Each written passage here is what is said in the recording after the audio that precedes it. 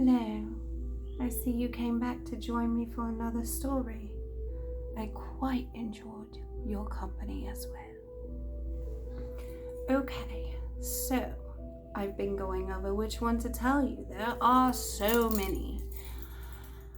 And I couldn't help but reminisce upon when I was a child. You see, I lived in a forest far away in Germany. And in the forest, when I was a child, I was quite intrigued by you humans. You've always made me happy. But this story might make you a little sad. I was little and I was wandering around and I saw a house and I wondered, who lives inside of that decrepit little shack? As I peeked through the window, I could see two small starving children, a boy and a girl. Their father was skinny and quite ugly. And their stepmother was as ugly as she was evil. These children were starving, and their father, though many tell was a great man, was very lazy.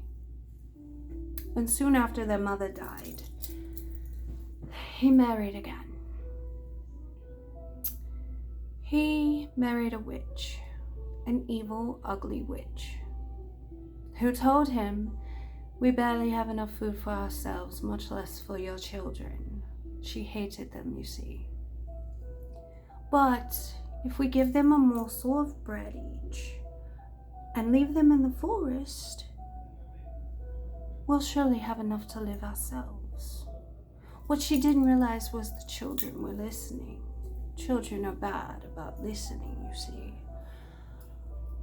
And when they did, the brother said, "Don't fear, my sister Gretel. I'll go outside and figure this out."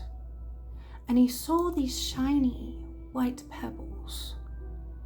And he took them in his hand and they shimmered in the moonlight. And then he knew, I'll leave a trail. And when they try to leave us, the moonlight will shine down and lead us home. Now, when he came back in, he told his little sister, "Sleep well, for God will care for us." And so he did. The next day, the stepmother rudely awakened them, saying, "Get up, you lazy layabouts. We're going into the woods to get some firewood to cook with." As they went, the smart little man left each little pebble behind. And as they went on their way, she said, "What are you doing, looking back?" He said, "I'm just looking at the roof. I saw my cat." "That's not the cat, you ignoramus. That is the sun." They built the children a fire and told them to stay there while they cut wood. Liars. They left them. What kind of father would leave his own children? I digress. They go, and as night falls, the children get up and they follow the pebbles home. I'm watching from the shadows. I'm young myself, so I did not intervene. But I did watch the look on their stepmother's face, opening the door. Their father seemed happy, but at the same time sad that they showed back up. Almost like they were better off without them. And I couldn't help but agree. So after some time went by, again the stepmother said, "We're running out of food again," and hatched the same plan. The boy, using up all the pebbles last time, used the tiny morsels of bread she gave them, and he dropped them along the way. But what he failed to understand was birds were coming behind him and eating them. I again watched and did nothing. I could have led them home, true, but I was more interested in seeing what they could do on their own. They wandered in those woods for 2 days, not finding shelter nor food. They were scared, praying for a miracle, when they saw a house in the woods. It was the house of an evil witch. This house, you see, was made of food, all the junk food you could ever want to eat. But the problem, she ate children. They went up and they knew they were in trouble when she caught them nibbling the morsels of her roof. She said, "Come in, dear children. Let me feed you." And so she did. She fed them and fed them until they were plump and quite ugly. But then the children realized she wasn't so nice after all. She started tying them up.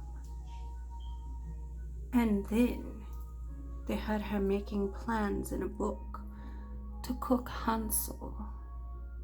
Gretel was scared, so she said, "I'll go first."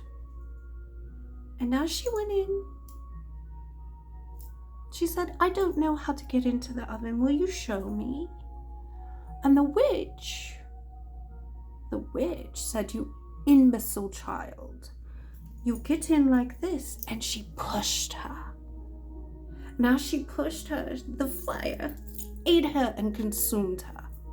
It was quite beautiful. Gretel went and released her brother immediately. And somehow they found their way back to their father. Wouldn't you know, their stepmother was dead? I wonder why. Well, I'm sure by now you would have guessed. She was the witch all along. She hated those children. She was quite jealous. And their father was a broken man who never lived a day of peace. It wasn't until that day, as a young elfling, that I realized I'd always envied you humans. I wanted to be you, but not when I saw them hungry, not when I saw them scared. That's how I knew from that moment it would be my sole purpose in this life to tell your stories, to tell my stories, and to somehow save who I could. And from that moment on, I did not care about the Elven Council or the fairy rulers. And that's okay. Because now I tell your stories. You are quite beautiful creatures.